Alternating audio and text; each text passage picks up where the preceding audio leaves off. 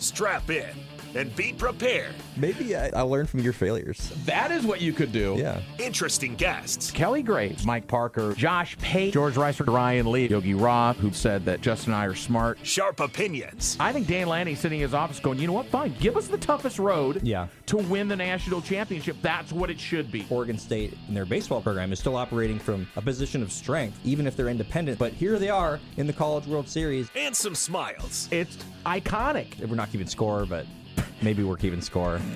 The fastest 60 minutes in sports is on the air. It's Danny Havel. When I wake up every morning, I say to myself, what can I do to make Baby J's life better today? Justin Grossweiler. Have I ever told you, Danny, that growing up I really loved ducks? Danny and Justin starts now on Fox Sports Eugene and Newport.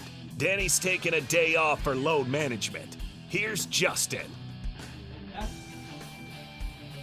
right. Danny is load managing today, and it's just Justin broadcasting live from the Bigfoot Beverages Studios in Eugene and in Newport. And I was hoping, as I was watching last game for the Beavers yesterday, as we were watching on the show, I was hoping that we were going to be talking about a big comeback for the Beavers after they got 3 runs in the 9th inning during our broadcast, and unfortunately they fall to Louisville in an elimination game. We will wrap a bow up on Oregon State's season today as we recap last night's and what the future might hold for them. We'll hear from Mitch Canham, Ivar Arquette, Jake McCrieg, and Gavin Turley for the final time this season, and we'll bring in the Duke, Ryan Harlan from Beavers Edge at about 2:20 as he's going to join us as he's been along for the ride with us this season. We're also going to finally get the story of my cat's name. I know I kind of teased that earlier in the week when I was asked about it, and I said that it wasn't appropriate for an on-air conversation. I've changed my mind. I think that it's fine. We can reveal that. We'll do that later in the show. We'll also do a little bit of history today as we look in both sports and world history, and if we have some time, we'll do some way too early Big Ten football power rankings, because why not, right? We're kind of at the point of the season where there's now no more college sports going on now that the Beavers are out of it, and it's just going to be the rest of the NBA Finals, which is going to be on tomorrow once again for Game 6 in Indiana, which I don't expect for the series to last much longer. That's just my personal opinion. I think the Pacers are kind of in a tough spot, but after that, it's just going to be baseball, which I love personally, but we're getting to the point of the season where there's just not as much going on, but yet I still have, I think, a good show for you prepared today. There were a number of things that happened just before the show. You never know when things are about to go down. The Los Angeles Lakers were just announced to be sold by Shams. This just happened 10 minutes before I took the air, so I did my little bit of research on it. I'll talk about that in a second when we do news and notes, which I think we'll just jump into right now at this point. So why don't we just start with that? The Los Angeles Lakers, Shams just broke this like 153 as we were about to take the air, sold by the Buss family in an agreement to sell the majority of ownership to the of the Lakers to Mark Walter, who is the CEO and chairman of the diversified holding company TWG Global. Basically, he's the owner, or one of the owners of the majority owner of the Los Angeles Dodgers. Jeannie Buss will continue to serve in her role as governor after the sale, but man, this is huge news, and I can't. My first thoughts can't help but be, I wonder how much of Mark Walter pulling the trigger on this has to do with Luka coming to the team. And I think the future for the Lakers as a roster now looks much brighter than it did before that trade. Not that having LeBron James was a bad thing, but LeBron is 41 years old. And so I don't know, if you're looking at it from the outside, if you're a buyer, what you're exactly going to get if you're looking at the Lakers before that trade. But now the future is very clear. The Lakers look like they're going to be set up for a long time, and I think that this is great for the Lakers because, not that I've been super in tune with what the Lakers have been doing and how their fan base has been feeling about it, but I know there has been some consternation about the ownership and some of the commitment at times and who they put into positions of power. But I think what the Dodgers have been doing, if anybody's been paying attention to what the Dodgers have been doing, if the Lakers have that translate over to what the Dodgers are doing and the machine that they have become, and it's all about the stars over there, obviously Shohei Ohtani and Freddie Freeman and Mookie Betts and Roki Sasaki, and the list goes on, Tyler Glasnow, whoever you want to say. Andy Pages now apparently is a superstar. So we'll see what happens with the Lakers. But obviously, I think ownership when it comes to these professional sports is so much of it. So getting a CEO like Mark Walter could be a big deal for them. I want to talk about Sabrina and Tahina Pau. Sabrina Ionescu, of course. She dropped 34 points, just 3 shy of her career high, in an 86-80 come-from-behind victory against the Atlanta Dream. Just 3 points, 37 against the Atlanta Dream. It was career high 2 years ago. But former Oregon Duck Tahina Pau did tie her career high with 16 points on a 6 of 8 shooting, 4 of 5 from 3 in just 15 minutes. I always liked Tahina Pau, so that's why I wanted to bring her up. She was a really great Duck for a couple seasons. I wish it would have worked out for her a little bit better here in Oregon by the end of it, but she obviously had a very successful career at South Carolina where she won a couple of championships, and now she's getting her shot in the WNBA, which is great to see, I think. So good for her. I saw the video on Caitlin Clark. Wasn't watching the game, but man, can we just take it easy on Caitlin Clark, WNBA players? Because, man, she got absolutely just rocked. And no suspensions, by the way, by the WNBA in the Connecticut Sun Indiana Fever game. She just got hit like 3 times in the span of 2 seconds, it felt like, and gets knocked over. It just feels like this happens all the time with Caitlin Clark. Can we just leave Caitlin Clark alone? I mean, she's the face of the league. Can we just be nice to her, please? Okay. Thank you. The Noah Lyles and Tyreek Hill 100-meter race has, I don't know about the 100-meter race, but the race has been canceled, unfortunately. I really wanted to see this. Tyreek Hill has been talking a big game with his speed, and of course, why not? He's the fastest guy in the NFL, but the track speed is the track speed, as we know here in Oregon, as we're broadcasting live on Danny and Justin from the Bigfoot Beverages and Studios in Eugene and in Newport, so I can't just say we're here in Tracktown. Here in Eugene. We're also in Newport. But this race between Noah Lyles and Tyreek Hill, who's, by the way, over 30 years old, so he's not getting any faster anytime soon. So, unfortunately, it seems like this is going to go to the wayside. They said they were going to shut down New York Times Square and everything. It was going to be a lot of fun. That was what Noah Lyles said. So, unfortunately, that won't come to fruition.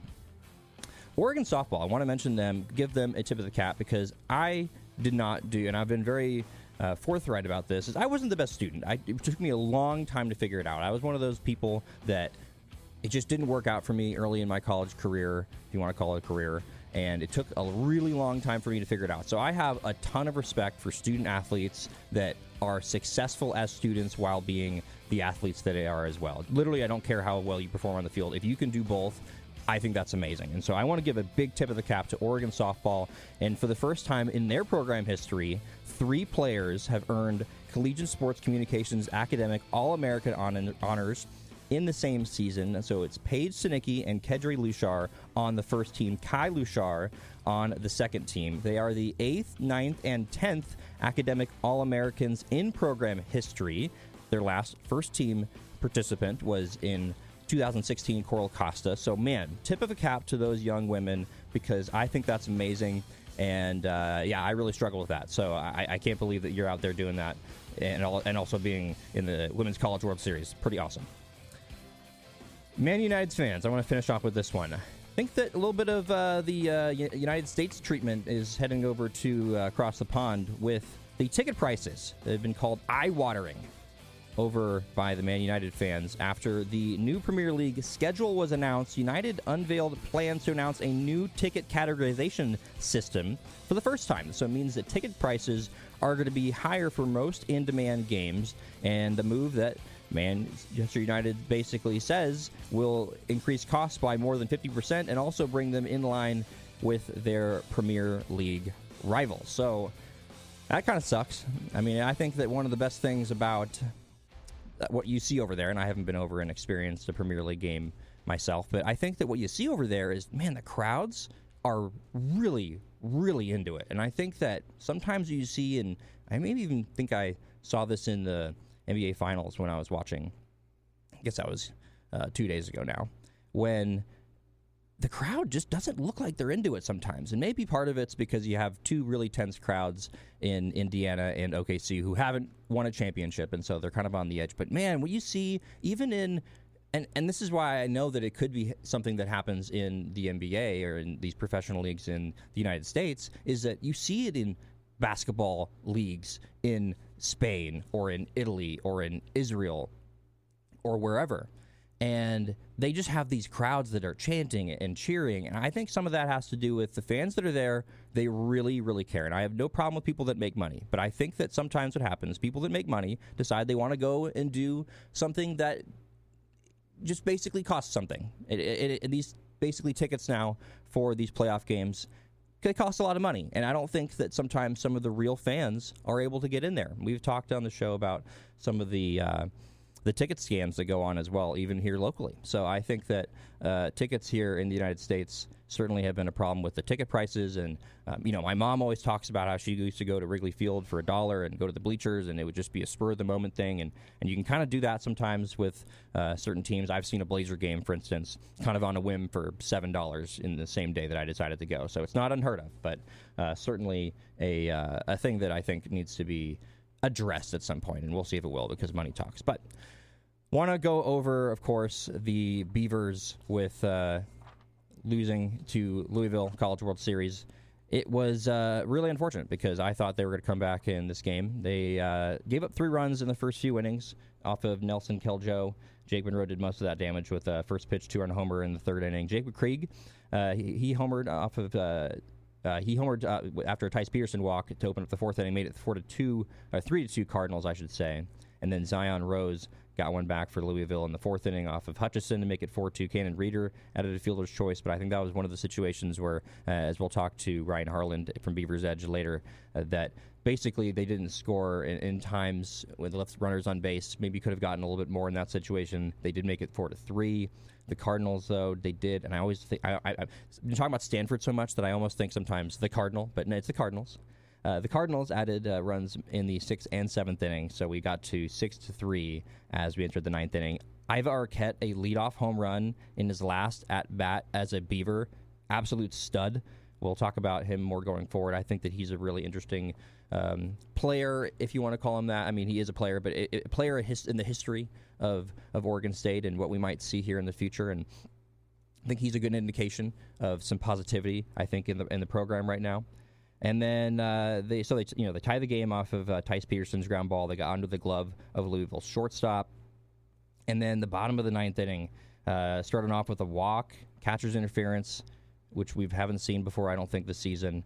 Muff sacrifice. And then you bring in Zach Edwards, the freshman, and King Jr. gets a sac fly, and it's all over. Could have been one of those situations where, and this is sort of what I feel at the time, is that if you make a big comeback like that, sometimes even just getting it tied, it just isn't quite enough because you give the opportunity to the other team, and obviously Louisville was at home in this game, so the Beavers tied in the top of the 9th. Louisville had an opportunity in the bottom of the 9th to get something going, and they applied pressure pretty quickly, and that's what happens. If it's a tie game, the pressure still can go back to you pretty quickly instead of if it's the other way around. If the Beavers would have taken a lead there and they still had an opportunity, then the pressure's all on Louisville, of course. And so I think that's, to me, where I kind of thought, they made this comeback, and I know we were talking about yesterday as well, just like, hey, are you a realistic fan? Are you an optimistic? And I think I was being pretty realistic. They had a chance to come back, but I think it was also realistic to think that once they didn't take the lead in the top of the 9th,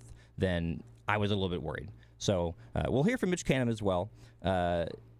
He basically was super proud of this team, and you just got the sense that he just feels like there's nothing to be ashamed of. And this team has fought all year long, and I agree. I think that this team has been so fun to watch. They have a super fun brand of baseball to watch, and I just have enjoyed it, and I think they've enjoyed being around each other. I can't help but think of some of these teams we've been covering recently, like Oregon softball, talked about the joy of being around each other. And I think that same thing, that same sentiment, I think you hear that with Mitch Canham and what he talks about and what the other players talk about with this Beavers program. So here's Mitch Canham after the Louisville loss in his opening statement. I'm incredibly proud, and as I told them, that's just a very small fraction of what that word really means, how I feel about these guys. Just an incredible group. The entirety of the year, they should never even be looking down at the ground. Their head should be held high. They inspired not only myself and their teammates, but I think the world on how they went about it. And the more people around these guys, You know, it's just, it's absolutely incredible. And to see what their capabilities are day in and day out, I don't think anyone was surprised that they put on a late inning surge right there and find ways to make the game just wild. But they got real heart. And as I said, like, I believe they're men.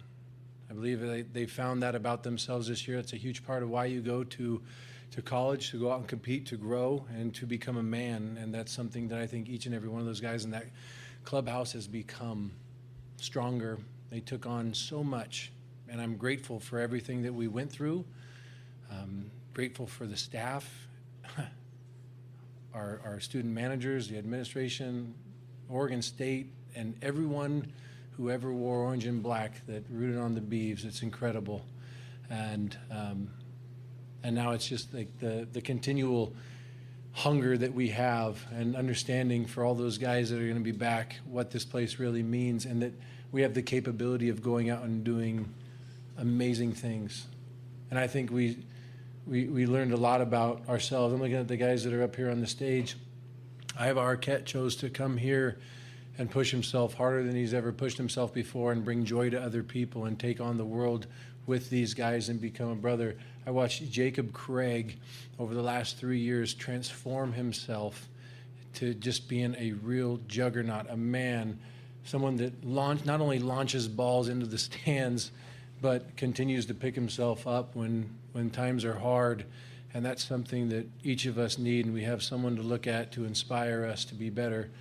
I look at Gavin Turley, who has loved this place through and through, even before he even got here, and left his mark. And I know each of these guys are going to continue to impact Oregon State and our future student athletes and so many other people around the world for years to come, beyond when they leave this world. So it's just inspiring to see how they go about their stuff with everything that they do. Growing our family of champions and all that we do, and they did that. I think it's so important to hear from the players here because I think you can just get that sense when you hear from them as well. They were clearly very emotional when they went to that post-game press conference, and I just want you to listen to Ivor Arquette talk about what they built here at Oregon State and what this program means to him and what this season has meant to him. I'm just proud of the brotherhood we assembled, in this journey. What a season we had, what a run. I'm grateful, just to be part of this program and, what a brotherhood. So, yeah. Kind of hard to talk sometimes when you are just going through the emotions of experiencing a loss right after, and you're just talking about it. So can understand where he's coming from there, and I think Jacob Craig can also echo that sentiment as well. To play for Beaver baseball, it's something special. The community always has your back. It makes me think I don't think I'd want to be anywhere else but here.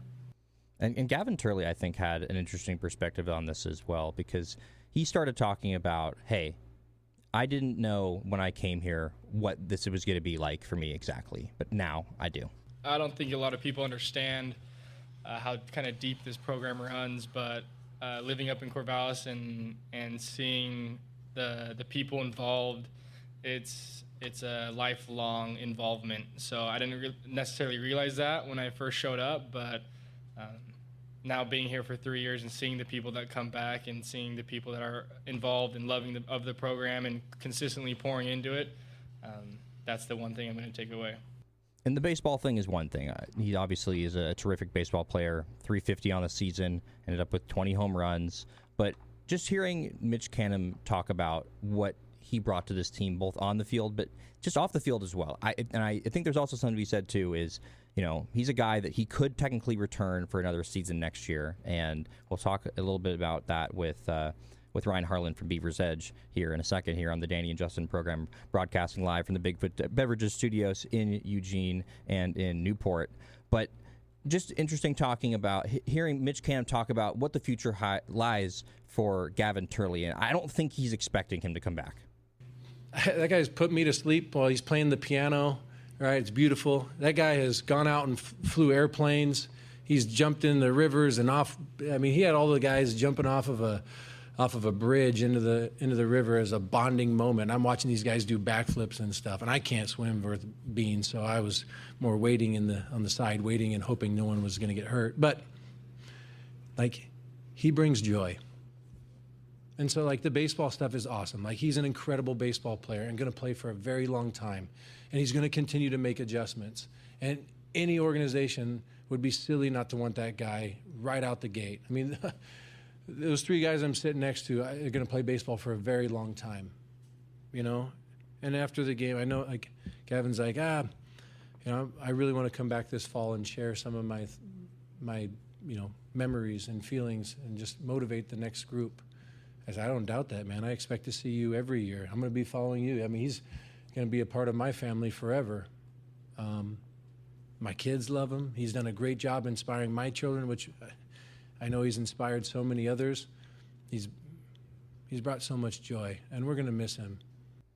Yeah, that was it right there. That's kind of what says to me, I'm going to miss him. Maybe he's not going to miss him next year. Maybe he'll come back, but I think that right there kind of leads me to believe that Mitch Canham does not expect him to be an active next season, and it's just a business decision. It doesn't mean that he doesn't want to come back or Mitch Canham doesn't want him to have him back, but it just might be the best thing for Gavin to go into the MLB draft. I would take a gander and say that I'm guessing that's what he's going to do. A guy that definitely is going to do that is Ivar Arquette, because he's going to be one of the top 5 or so draft picks in that MLB draft. But I think he's also an interesting person in this Beavers organization right now, because he came to Oregon State, to this Beavers program, after knowing that it was going to be an independent schedule. So he was kind of asked about that after the game, and hey, like, what was this like for you, and did this go as you expected? So here's him talking about if this ended up as he imagined when he came to Oregon State. I mean, to win a national championship, I envisioned, but yeah, you know, I wanted to make it Omaha.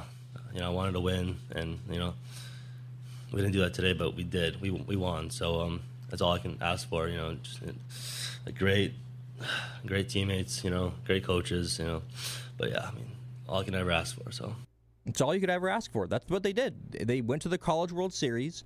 This team gave him an opportunity to get to the big stage and perform, and he did. And of course, they didn't win the whole thing. And you know what?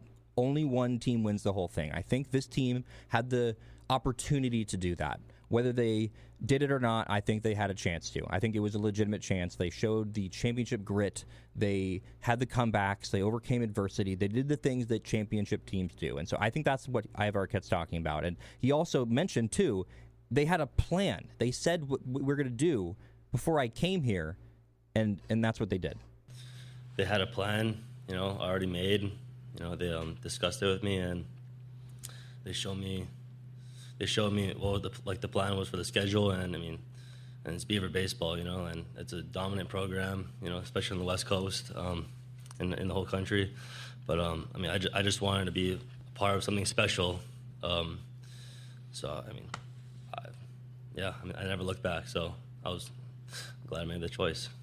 And I think this season proves that you can still go to Oregon State and be a part of a special season. And I think one thing I would want to add here is we're about to take a break, but one thing I want to add is Gavin Turley once again talking about, and they've kind of mentioned this before, the trips in the schedule, in the independent schedule. They only played, I think, 19 games at home at Goss Stadium, but those trips also actually did benefit what this Beaver team was doing.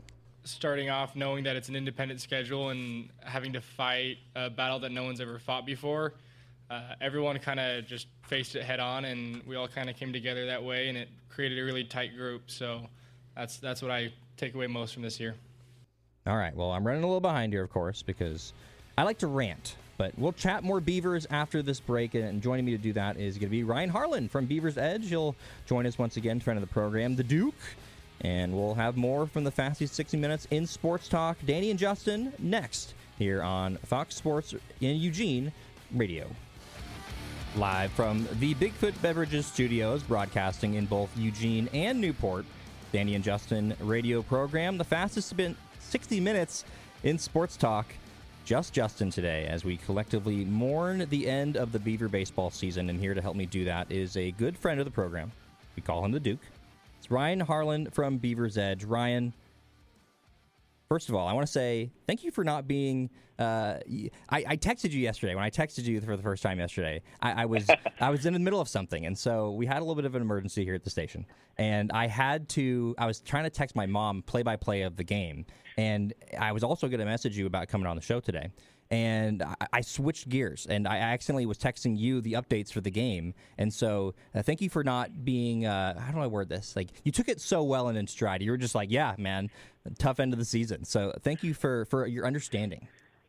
Yeah, no problem, Justin. Yeah, like I get it. Like, you know, I was watching that, and it's not the way you want to end things if you're Oregon State or if you're Beaver Nation, but you know, at the same time, though, right? Like, you know, that's baseball at the end 100%. Of the day, and what a season though that this season has been. Like all things considered, I mean, the fact that you know Canham got this group back to Omaha for the first time since 2018 is something you know to be proud of, and two in a year where. You know, I think Oregon State athletics, not only through the baseball program, but every single sport has felt the effects of realignment. And in a year where it seemed like maybe the Beavers might not, with conference realignment and playing this independent schedule, I think it's just a testament to the coaching staff and the job that they did over the course of this season. So, you know, that's something where like I look at it from, you know, a little bit through orange colored glasses to a degree, but you know, when you put it in perspective, I think it's, you know, a good stepping stone for this group into next year to get a taste of it and then now be like, all right, we want to go back and we want to win it all. So I think it with the way that, yeah, you get walked off there at the end, but also to nothing to, if you're, you know, Canham and crew to hang your heads down or anything like that. I think you've given yourself a good starting point for next season, and especially for those guys that do return, like they'll know like, hey, like, yeah, we were there, but that's not good enough. Like we want to go win it all next year. Yeah, and I think it's interesting the way you put that. I think I pretty much agree with everything you say for. I think it's a great stepping stone. I love the way you said that it's just baseball because I completely agree. I felt like it was one of those situations there in the ninth inning where, and I'll ask you about sort of the sort of whole situation in a second, but I completely agree where it felt like, man, that things just happen sometimes, and they happen to lose the game. And Mitch Canham, I mean, just I think did a great job. But with what this team has done, and I don't want to tell anybody how to feel, but I feel like there is, like you mentioned, a lot to build on. But do you think that, like, how do you think the feelings are now that the season has ended? Obviously, there's disappointment that it kind of ended abruptly, and I think there was more on the table potentially for this team because they sort of had that championship mix. But, like, how do you think that, how do you feel right now, I guess, or how do you think people should feel? I do understand the frustration and the disappointment. Like I totally get it. And I understand that, you know, in Corvallis, the standard is the standard of, you know, you not only make it to Omaha, but you win it all, right? Like I know that is the standard that Beaver Nation has. I know it's what the team has. And I do think that there is a bit left on the table. I mean, especially with that late rally that they had in the ninth, right? That shows that this team has been, you know, been able to do that throughout the course of this year, regardless of it being in the postseason or not. But I also look at it kind of this way of like, go back to 2005, and the first trip that the Beavers had there, going 0-2, and that was something where those group of returners, including Canham, on that team, were like, look, like this is not good enough. Like we deserve to be here and deserve to win it all. And I look at it from that perspective of, I think this is probably that 2005 moment probably for them if the Beavers use this in the right way, and depending on how they attack the offseason and how their 2026 schedule plays out. I think they can use it very similarly to that. And that's how I view it. That's how I kind of look at it. I also look at it as kind of a next year of like, all right, yeah, you made it to Omaha this year, but that's not guaranteed for next year. You're going to have to work just as hard, if not harder, to get back there. And I think this team is capable of it, especially too of now getting a taste of it. It's all right. Like, this is now the opportunity to go back there and win it all again. And I always approach that kind of mindset each and every single year from the sports writing side of things and what I do. And I know this team will probably approach it very similarly. So I kind of have a very like level-headed perspective on it, which is very much like sure, like, this is disappointing, but this is a learning lesson. This is also something too that you can use as motivation going into next year. And I think this team is more than capable of making it back there. There's just obviously, it's early. The season just ended, and There's a lot of things to figure out, as we kind of sift through the dust a little bit. But I look at it very much from a outsider's perspective. This team will be back. I have a feeling they will be. It's just, I think, a matter of now of, turning the page and getting to work for 2026 season. Yeah, and I think you're pretty much echoing what Mitch Canham has said and what he did say after the game, as Ryan Harlan, senior sports writer for Beavers Edge, covering Oregon State athletics, is with us here on the Danny and Justin radio program. But he pretty much, I think, echoed what you were saying, was that, hey, like, we're just going to have, this was the almost beginning of the new chapter, if you will, and there was, from the outside at least, and I don't really think there was as many questions from the inside, I have to say, but there were outside questions about, hey, what's this going to look like when you have this independent schedule, and you're going to have the transfers like Ivar Arquette are going to be asked about this, like, hey, like, you had this sort of obstacle in your way with this schedule potentially, like, how did you navigate it? And I think that they've sort of gone through this sort of season now, and I think that they've shown other people, hey, like, we're just going to navigate it, we're just going to do it. Like, I think that's just sort of what he said. So I want to go back to the actual Louisville game, though, the end of the game. Ninth inning. Do you think that it was one of those situations, I think this happens sometimes, where a team, they get to the end of the game and they have a comeback and they tie it up, and then it just seems like sometimes you need to take the lead there. And I'm not saying there and saying they couldn't have won the game afterwards, but is that kind of how you felt too? Because I kind of felt like they had a chance to come back, but once they didn't take the lead and they brought it to the bottom of the ninth, I was a little bit concerned. Yeah, that's where it came to me. And when I saw that late rally, I was like, oh, is this team going to do it again? Mm-hmm. Like they did the first game of the College World Series against Louisville.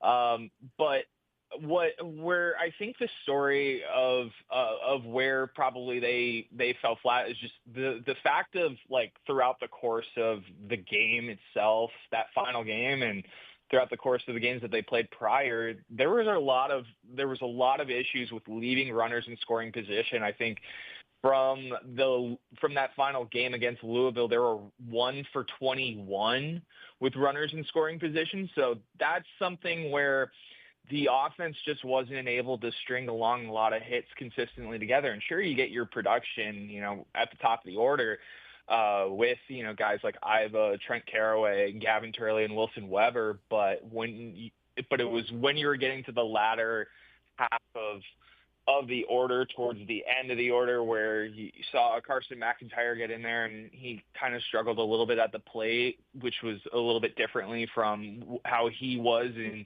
Game 3 against Florida State in the Corvallis Super Regional. But I do think that, like, this team, in terms of more, when they're on, they're on. And we've seen it throughout the course of this season. We've seen it in the postseason too. But when you're up against good pitching teams like Louisville or like a Coastal Carolina, and they know your tendencies and what you're looking for at the plate. I mean, Oregon State as a team has been a really good fastball hitting team this entire season. Dylan Delvecchio from St. Mary's said it best, that, like, hey, when I learned that, I was going to throw a ton of off speed and breaking balls to them, because I know that they struggle with that. And that was a lot of what they were getting to, especially in kind of throughout the course of, their time at the College World Series.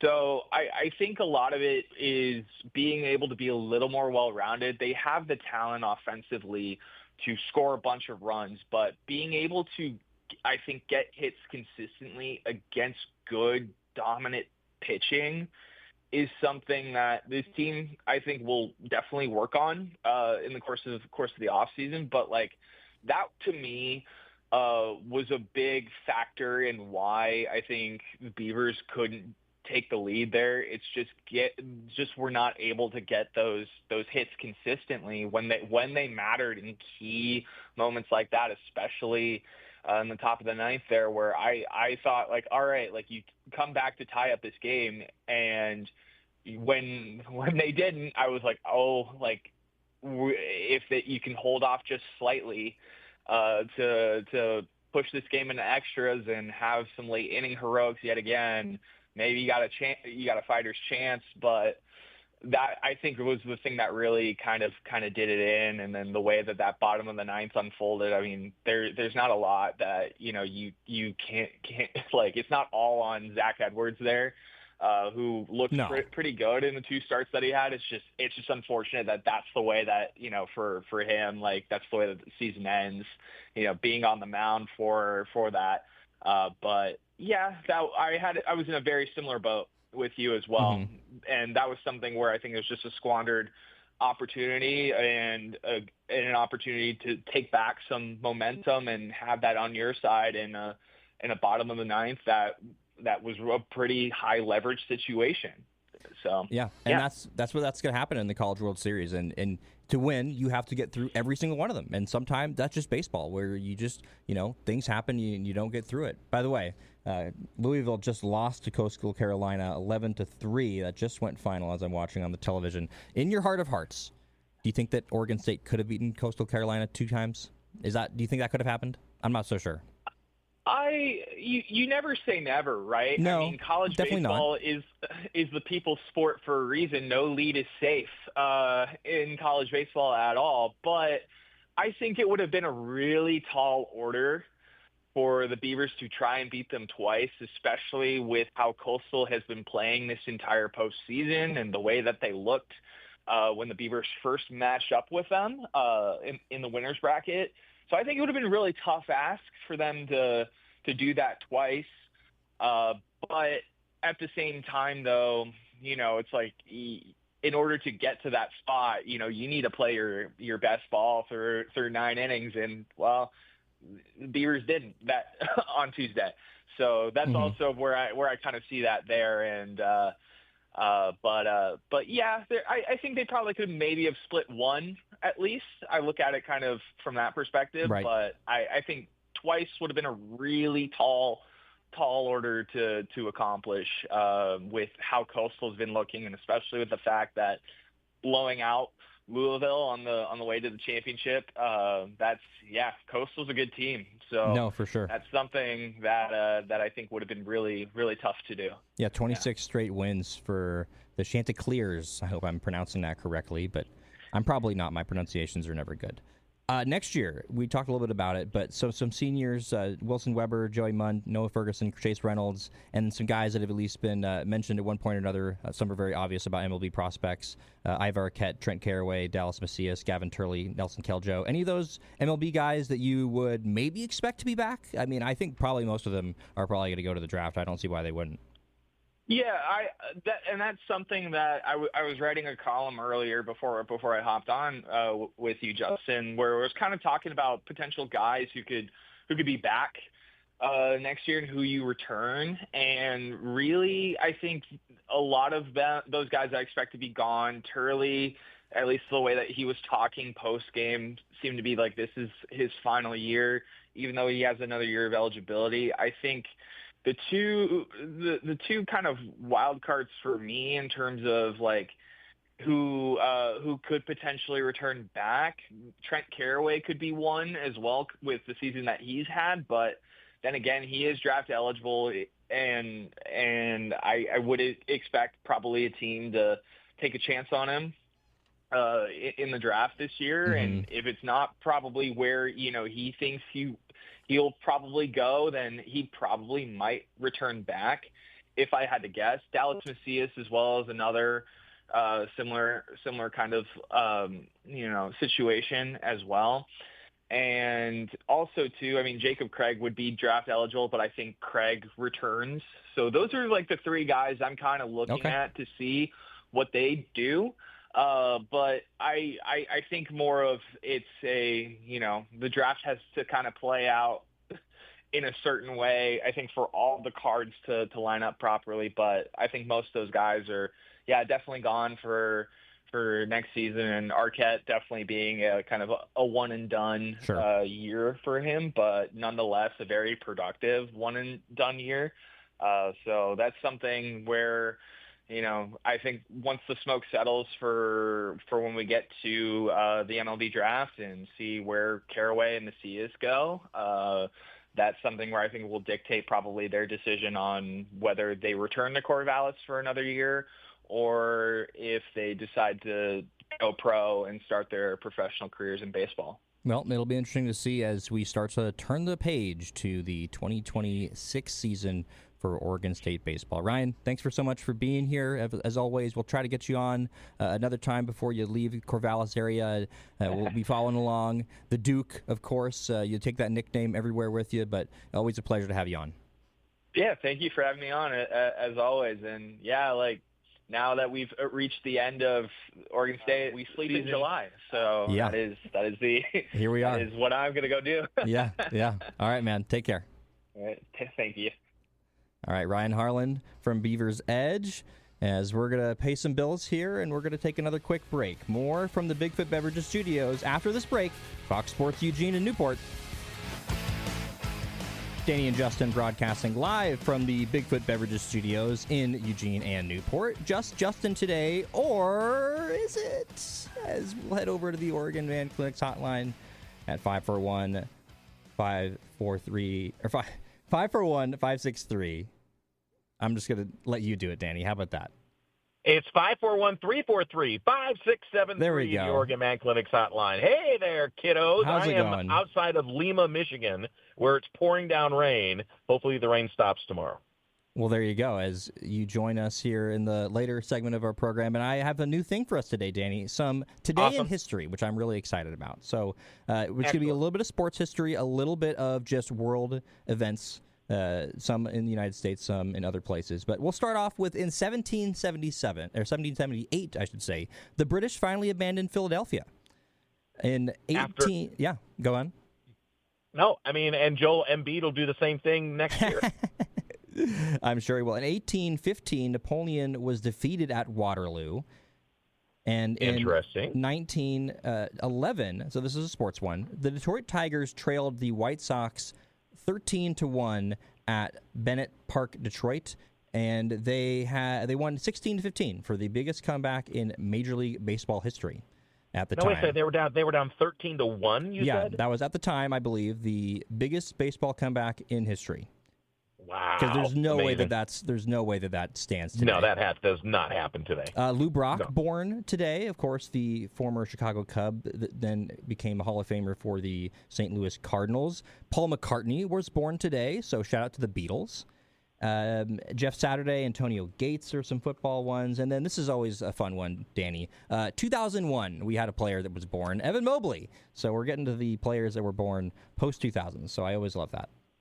Yep, absolutely. So, good show today, I heard. Ryan Harlan on today. Wasn't that great? Yeah, it was fun. I mean, besides the fact that we were talking about the Beavers losing. But, had a good time with Ryan, the Duke, of course. Yeah, well, and Jeremy Singleton, by the way, my buddy says he's a huge Detroit guy. So he said, those are my Tigers. He's claiming Tiger ownership right now. Well, hey, just tell him I'm a huge Javi Baez fan. 2 home runs yesterday. Got his OPS almost to 800. I'm super stoked for Javi. But before we get you out of here, Danny, do you want to do a dad joke? Sure, let's do a dad joke. Yeah, let's do it. Oh, a joke! I got fired from the bank today. A woman asked me to check her balance, so I pushed her. Dad jokes! Ready for you. All right, so what is an astronaut's favorite board game? An astronaut's favorite board game. I don't know. Monopoly. All right. That one was a little weak today. I'm not going to lie. Well, of course, I'm just doing it from my memory. I don't have a script in front of me or anything. Monopoly's not that bad. That's not bad. Okay, come on. It was okay. It was fair. All right, buddy boy. Well, I will talk to you. I'm not going to be on the show. I promise for the rest of the week and beginning of next week. I will be back in studio on Wednesday. Hold down the fort for me, okay? Absolutely. We'll talk to you next Wednesday, Danny. All right, buddy. Peace. Peace. That's our very own Danny Havel here on the Danny and Justin Show, broadcasting live from the Bigfoot Beverages Studios in Eugene and Newport. But just have a few minutes left here, and I teased this the other day with my cat's name, and her name is Lavender. I've been taking care of her for the last, it's been about a week and a half now, and she's a lovely cat, 18 years old, kind of my childhood cat. So she is very special to me, and her name is Lavender, and we kind of was asked why on the show it's named Lavender. She's named Lavender. And so I decided to tell the story. So the joke always goes this way. So Lavender was named Lavender because when we first had her and we got her as a baby, she smelled like the flower. You know, if you ever have either the spice in the spice cabinet or just have smelled the flower lavender, that's what it was my stepdad, Joe, and my mom who kind of like came to that name. But the joke, and this is why I didn't want to say it on the air, was that if we would have named her a week later, we would have called her Flatulence because she's, she had a bit of a problem. So, that was the whole thing. But I love a good cat name. I figured I'd kind of mention some of the other cat names that we have because I think they're pretty unique. We had Little Man, who my stepdad, it was his cat, and just an athletic Manx, black Manx cat, no tail. That's what a Manx cat means. But that was the Little Man. It was the Little Man, and he was, by the way, a baseball player. He played for the Detroit Tigers, so he had all these stories for him. My stepdad, Joe, did. He was a poet. We really miss him. But we also had The Bone. So it wasn't Bone, it was The Bone, which was short for Bad to the Bone Jerome. So he was a lovely cat as well. And then Spunky. Spunky was another one we loved. But anyways, we're going to have more of the Fastest 60 Minutes here tomorrow. Steve Mims will be joining me as well. And we'll have more than most people do in 3. So tune in tomorrow for more Danny and Justin. It'll be Steve Mims and I next